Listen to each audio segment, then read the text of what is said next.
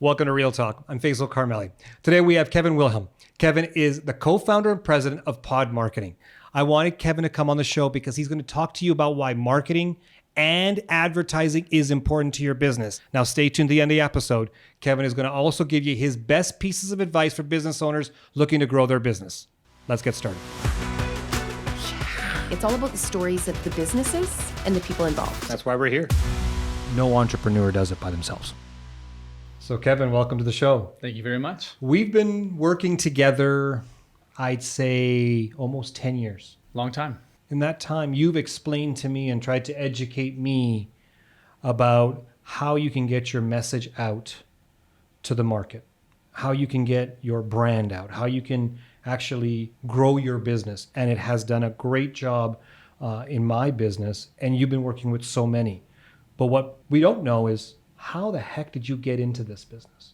So walk me through, how did Kevin start Pod Marketing? I guess it started, I grew up in an entrepreneurial family, sales primarily, but we own family restaurant, we own catering companies, things like that. And so it's always sort of been in my bones. I was told, go to university and you'll walk out with a very well-paying job. That was what was told to me. So I think leaving university in those job interviews, I asked for what I was always told. And reality hit. Okay. And so for me to hit sort of the income level I wanted, but also the passion that I wanted, I started selling advertising and media to small businesses. So I worked with the Yellow Pages group originally at a university and really learned and understood the small business medium, the marketing for them and really helping to grow their business. From there, I moved on and ran the marketing for a publicly traded childcare company called, now it's called BrightPath Early Learning. They are the largest across Canada. And in that time, I was introduced to a gentleman by the name of Bruce Sittler, who is the owner of Action Furnace. Okay. So many people would know them here in Calgary. And we kind of got paired up to do some consulting work and to help him really grow his business. We had met through a mutual friend. And at the time, we really enjoyed the conversations that we had together. And we found that we could connect on a level of how to market, how to advertise, how to differentiate yourself. And we really clicked. And at that point, a conversation sort of brewed. And we said, what if we did this together as an agency? And originally, we had said I was going to get some friends together. He was going to get some friends together, and they were going to pay for our kind of team and sort of help subsidize the cost of the agency. Sure. And really just focus in on home service marketing. Yep. The deal we sort of made is let's do that, but let's not stop there. Let's think bigger and more global. And so that was the plan. I was going to quit my job and start with him as my only client. And we knew out of the gates, and this is just more the salesman in me, you need a different story to tell in order to sit at the table and win sort of those relationships. And so we either had to be geographically focused, so Calgary's best agency. We had to be product focused, so the best website company or lead gen company. Or the third one was industry focused. And so that's really where we chose to go, was focus on an industry, solve the problems, identify the opportunities, and then sort of build that on scale and help companies in that industry. So originally we launched home services, was our first. Action Furnace was our first client. We did electrical and plumbing and roofing, and we sort of grew that portfolio. And that's how we originally started the company. What would you say was the one thing that separates you from the competition? Because when you sat down with your partner, you had to not only think of the industry you wanted to work in, you had to kind of say, we're going to be different or better than the rest in some format. What was that? So there's really two things. One is we wanted to be very scientifically approached. So knowing data, knowing the numbers, understanding the insights of what analytics showed. And our tagline really is the science of marketing and the power of collaboration and collaborating with our clients. And so that was what we went to market with originally. It's understanding their industry, understanding digital marketing, and understanding the profitability of different products and services within the business. We could sort of create a profitable equation for any business when it comes to their marketing, and we could generate a really good ROI. It has since evolved to also now incorporating a new format in the industries that we specialize in, which is a membership model. An example would be an optometrist. We have about 200 optometrists we work with across North America. So when an optometrist works with us, They get a website that we have really formulated and have a very systematic approach to how we build that to be successful out of the gates. But we also provide them a social media library, a video library, all of these assets that are specific to their industry. And so they're getting value out of the gates because we have all of this content created for them specifically. And so we're now building these membership models in the industries that we're servicing. So it's been that approach. And then of course, the last one would be the team approach and not outsourcing anything, really trying to build up all of those core processes and expertise in-house. And so when you work with a team at Pod, you're working with a team that's all in one room, they collaborate, they work together, and all that expertise is really centered together. Why did you choose it that way? Why not subcontract to other freelancers and so forth? Because you've got a whole big talent pool in the world today. Yeah. Why keep them all in-house on your team? When I started the business, I looked, because I sat in the client seat and I also sat in the selling advertising seat. So I'd had the privilege of being able to understand both worlds. And I looked at all of the objections that I had heard over the years.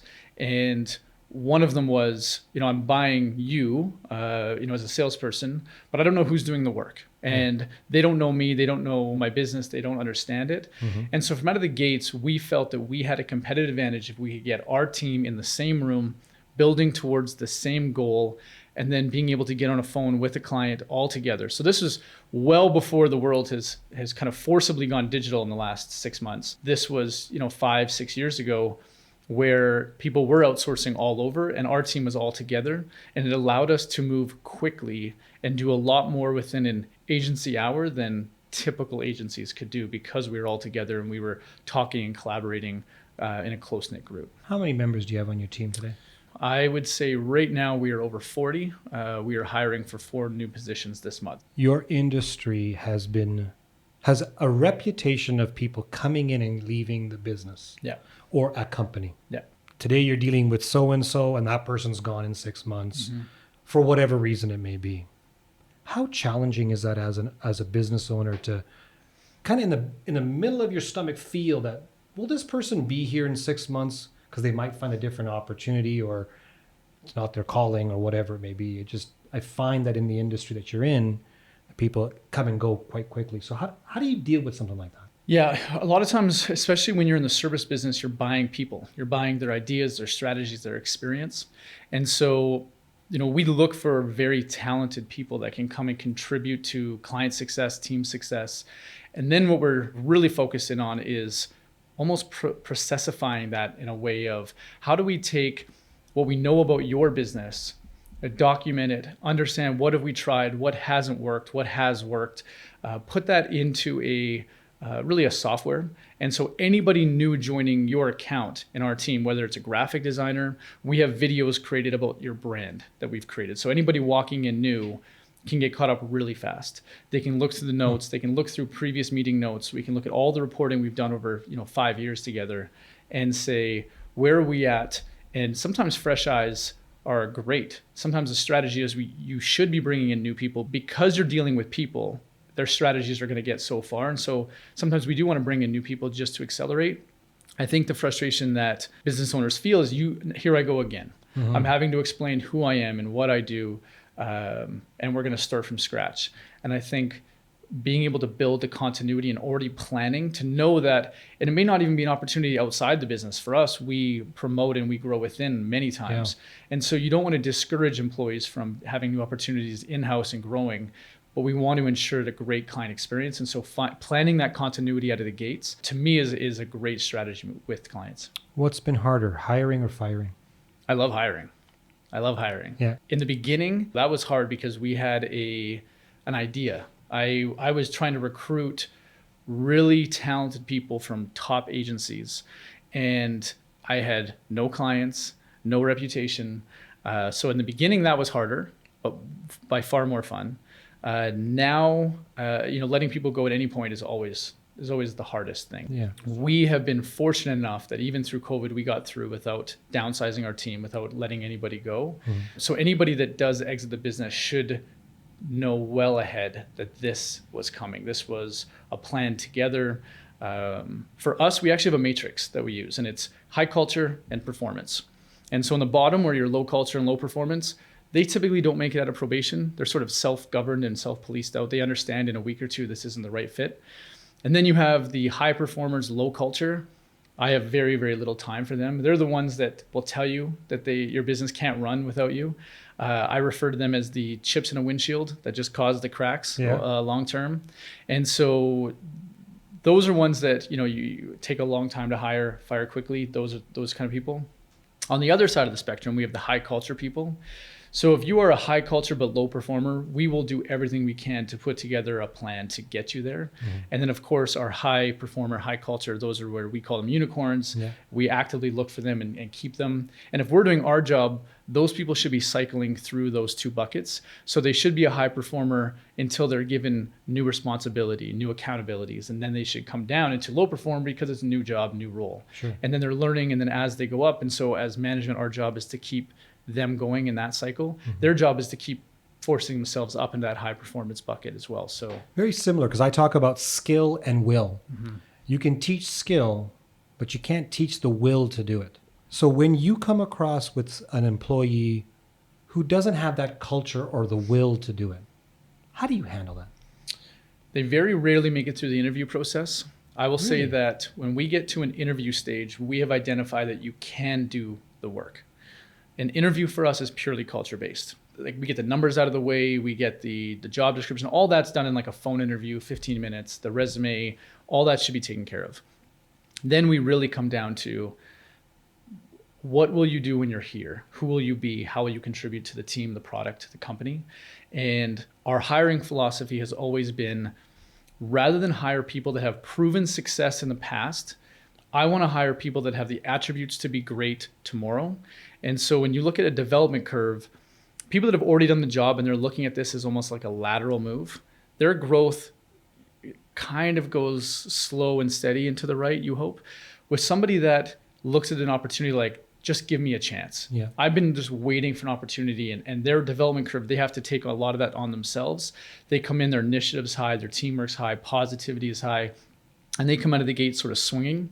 What we find is that their development curve is now really steady and high to the right. And then once they reach that level that they're competent in the job, they're now on a different trajectory that takes them well past. And so our interviews are always, can you do the job tomorrow? What do you want to do in 2 or 3 years? And is this somebody that we want to have at the table as part of this company for a long time? So that's really our interview process, rather than just the, can you do the job?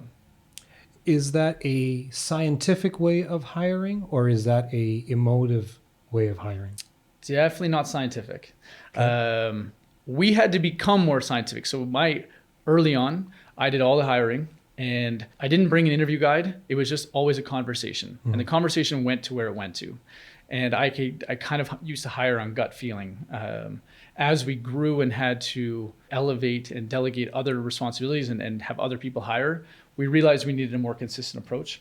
So then we started bringing in interview guides, and we started really creating a process for hiring. Then we said, okay, the questions need to be culture-based. They need to be on the fit. But there still is that gut feeling of, do I want to work with this person for the next 3 to 5 years? So if the science says, check mark, this person's a good fit, yeah, you still go back to the gut feel and go, maybe not?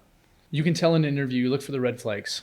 And there are a few questions that I will always ask that are my live and die type of questions. You got to open that up now. Sure. Tell me what the red flags are. One of them is, I will always ask, what are you looking for in a job? And everybody will always say work-life balance. Mm-hmm. Everybody says it now. Mm-hmm.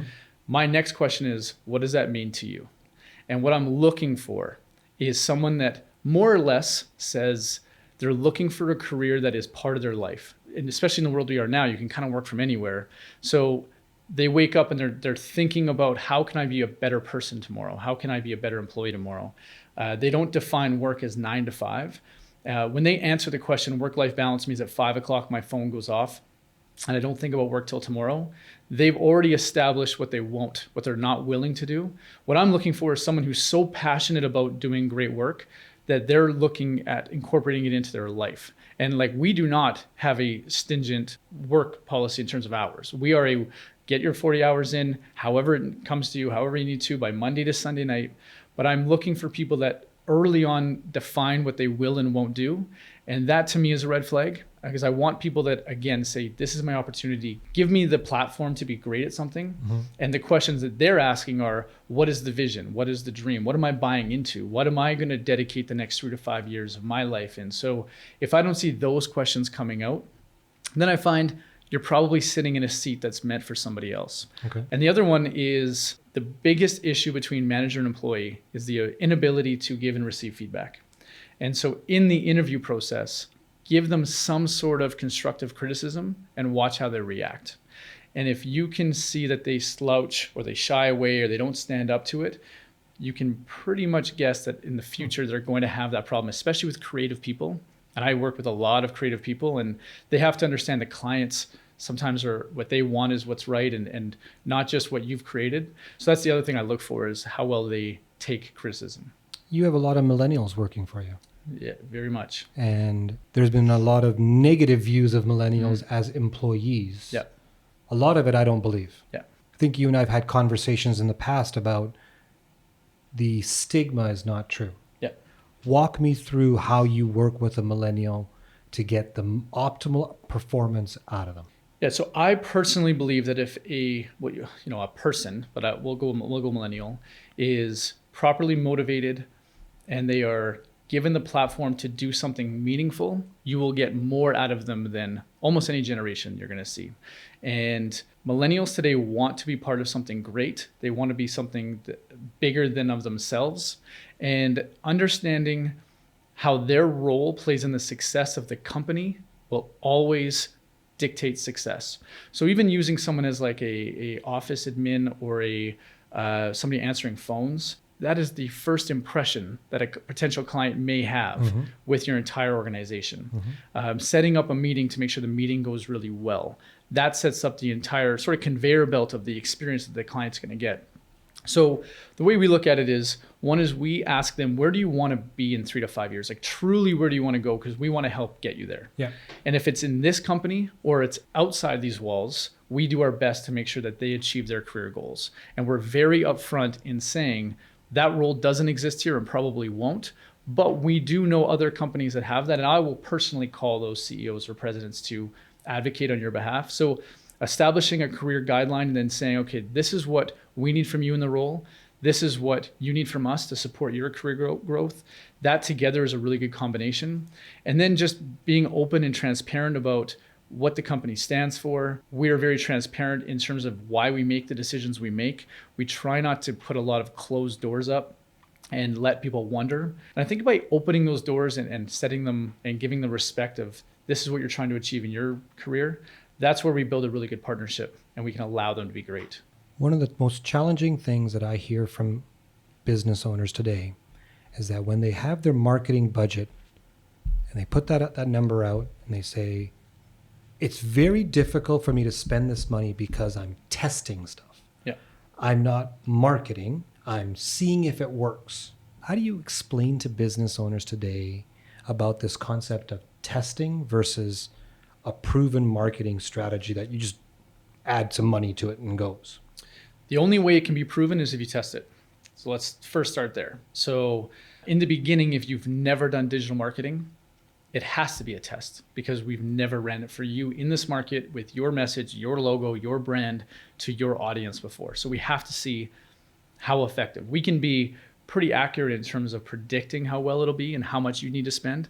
But at the end of the day, we don't control a lot of the variables about who answers your phone call and what is your competitive difference on your website. Is there a clear difference? So at the gates, we do have to test a lot of things. Once we see what works, that's where you can start to hone in on a proven strategy. So if we know that Google advertising and search advertising yields an 8-to-1 return, then we can pretty much earmark a portion of your budget to that with predictive results. Then we can look at Facebook, and if we're seeing a 4 times ROI, okay, then we know the next portion of the budget can do that. What we as an agency need to do is always test and move. Is this message more effective than that message? Is this platform more effective than that platform? And the reason you're always testing is that user behavior, the consumers are changing rapidly. Over the COVID shutdown, Instagram usage went up significantly. Obviously, people are at home, they're on social media. And so people that weren't communicating through Instagram before. Now, what an opportunity, because we know that usage has increased significantly. TikTok, where before March, while it was growing fast, it didn't really have a massive sharehold. Now, TikTok is it's hard to find someone that hasn't at least downloaded it and tried it. Yeah. And so now as a business owner, pre-March, it wasn't really necessary. Now we have to test it. We have to try it because your audience is there. They're being influenced by businesses like you. So marketing, there always needs to be a portion of a budget or a portion of a strategy that says, we need to try new things because the world is changing, platforms are changing, competitors are coming in and out, and it changes every day. So we have to be nimble and we have to be able to be dynamic in our strategy and our budgets. During the major part of the pandemic, I was surprised to see how many business owners didn't even have a website. I was surprised to see how many didn't have a social media presence, like just a presence. Forget about actively putting out content. Yeah. With those individuals and those businesses in mind, how do you actually get them to go from, I was doing pretty much nothing, to you have no choice but to be in the social media space? How do you get them to buy into that kind of a program? I think first, just realizing that that's where your customers are. Because if they're not there, where are they? Where are you going to find the new prospects, new customers, new clients for your business? I told you I used to work at Yellow Pages. A book literally used to show up on your front door. Yeah. And you would just open it when you needed it. Yeah. And it really changed when cell phones became very prominent and Google became the search engine. And now it's even, you can talk to your TV and ask to buy something and Amazon can ship it within a minute. So it's changed so rapidly that just understanding that consumers are going online to do research of some sort. Even if they were referred to you by a friend, we still go online. We go to their website. We look at where are you located? What's a review? What is your return policy? What is your pricing and warranties? All of these things. And when they land on a website, so if you don't have one, the assumption in today's world is, oh, they're not in business anymore. So we need to have that presence. And then the next thing is when I land on your website, what is the story being told to me? What is the impression I'm getting? What's the emotional connection? At the end of the day, they're going to ask, do I want to do business with this company? Do they have the same values? Do they have the same look and feel and the appearance? Are they saying what I need them to say? All of that contributes to whether that referral actually becomes a paying customer or just becomes, oh, I referred you, but I found someone else. Because that does happen. You may be growing your business through referrals, but social media and digital marketing really solidifies those referrals because they have to go somewhere to learn more about you. So we've got a whole bunch of business owners and entrepreneurs that are coming to me, Kevin, and they're saying, I don't know how much to put aside, what percentage of my revenue, as an example, and I don't know what to do as my next step once I've determined my budget. So how do you start setting the budget with a business owner, and then what's the next step after that? Sure. So the first one is determining your objective. Are you a business that is trying to grow or sustain? And if you're sustaining, then we're looking at building a brand for tomorrow. If you're trying to grow, then we're looking at lead generation. So how many more customers can I see in the next week, month, quarter, versus I'm actually full. I can't, my resources have gone down. I can't take on more customers, but I want to be around for years from now. So I need to spend some time investing in a branding strategy. So understanding your objective as a business is the first part. So now let's go, you want to grow. We look at what did you spend last year to achieve last year's results.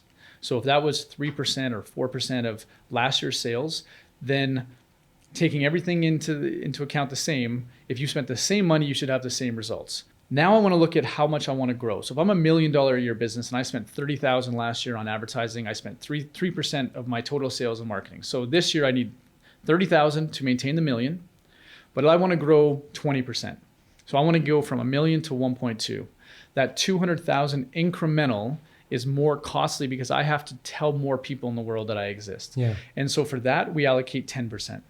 So 200,000 at 10% would be 20,000. Add that to the 30, and we're looking at $50,000. So we have X percentage to sustain and a higher percentage of incremental growth. And those are baseline numbers. If you're in a great retail location, you pay high rent, you can spend a little bit less on growth. If you are out in the middle of nowhere, a service company that goes to you, then it has to be a higher percentage. But rule of thumb, we look at what did you do last year and then 10% of incremental growth, add those together, and that should be the starting base for a marketing budget. Then what we do, that's an annual base, but we're going to break that into quarters because we need to know whether it needs to be adjusted every 3 months. The first step is building out a marketing plan that says, in the next 90 days, what do I need to achieve to hit my 1-year target or my 3-year vision? So establishing what does the future look like in 3 years? What do I have to be in a year from now to hit the 3-year goal? And then what do I have to do in the next 90 days to get there? A lot of times it's a updated, refreshed website. Sometimes it's we need to redo or launch our social media channels. We need to create great video content. Maybe I'm creating a podcast similar to what you're doing right now. So building out these big initiatives and doing them in 3-month increments, looking at how much money you spent, determining was that initiative a lead generation? So I should be evaluating on how many leads came in and opportunities came in, or am I evaluating on brand building? And then it should be how many eyeballs, how many people saw it, what are the comments, what's the engagement like? Those types of things are important when you develop a scorecard for how effective your marketing is 90 days at a time. Very scientific, very mathematical. Mm-hmm. Did your business evolve to bring out the science, or did you know the science before you brought out the business? No, we've learned this through working with clients that have been open to collaborating and partnering with this model. So I told you my business partner is Bruce, the owner of Action Furnace. He is somebody that has always been willing to reinvest in his business, try new things. And so from early on, the conversations that we had, even in forming this company, were similar to this. We would ask these questions. What should the right marketing budget be? How much should I be investing? And then we try different things. And we saw that together through his business and then applying it to many others, these are the formulas that tend to resonate, that people can digest, and have worked really well for those that are open to investing and reinvesting in their business. How important is it for the analytics of all the different types of marketing a company should do? You can't optimize what you don't measure. And so understanding your numbers, to me, is one of the most important things a business owner can do when it comes to marketing. What would you say is your biggest failure in this business? Not recognizing the real opportunities that were in front of us, and probably moving, even though we've grown quickly, I believe that we have gone slower than we could have. Probably early on, the failure was trying to do too much myself, was taking on the role of so many different aspects of the business. Yep. And I think that when we put the right people in the right seats, that's when everything clicked for us.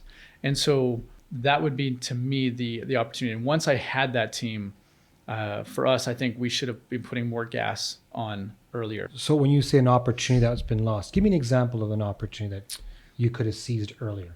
Probably an acquisition strategy. Okay. I think in our industry, it's very fragmented, and there's an opportunity to expand through acquiring other agencies that have specializations in other products or markets or industries. Sure. And up until now, we have always said we need to figure out our processes, because what you don't want to do is acquire a company and realize that you're just as messed up as they are. Okay. And now you're trying to figure it all out. So you really have to have things documented and ready to go so that you can make 1 + 1 = 3. Your business, just like many other businesses out there, are seeing a lot of competition online. Mm-hmm. Hire us, click here, we can do it for you at a cheap price. Yeah.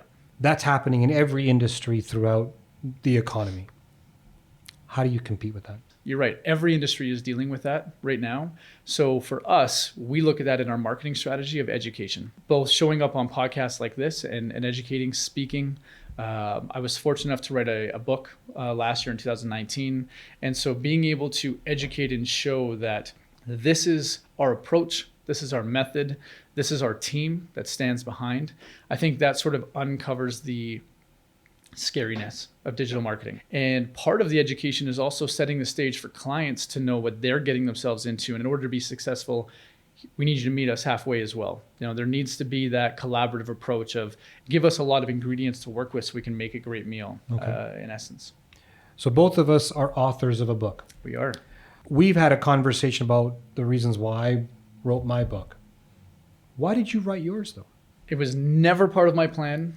I never set out to be an author. Yeah. I actually went to a conference and heard Tucker Max speak. So he's the author of I Hope They Serve Beer in Hell. Mm-hmm. And it was a 15-minute talk about why you should never write a book.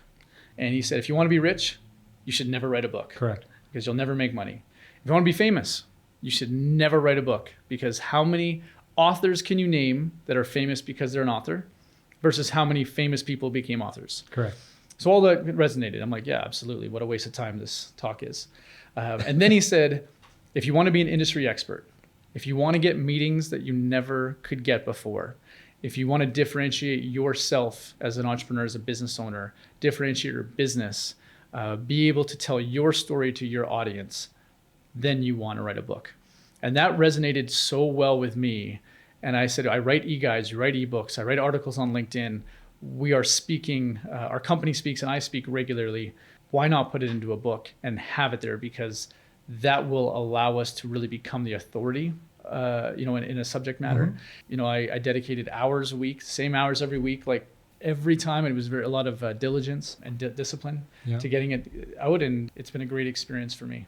It's called Click, Transform Your Business Through Digital Marketing. Kevin, this is fantastic. Available on Amazon? Available on Amazon. I would strongly recommend grabbing a copy of this book. It is fantastic. It will help you understand through Kevin's eyes how this whole transformation happens. That's right.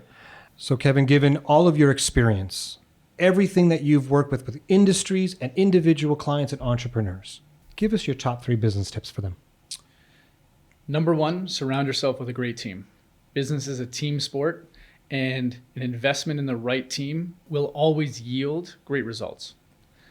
Number 2, never sit back on complacency. I think there's always a better way to do anything. And if you can optimize every piece of your business by 1% or 2%, at the course of a year, you can be exponentially ahead.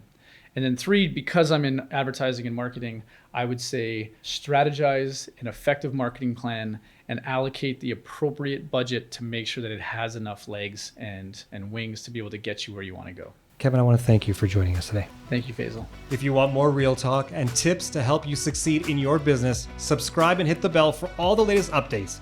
Thanks for joining us. We'll see you next time.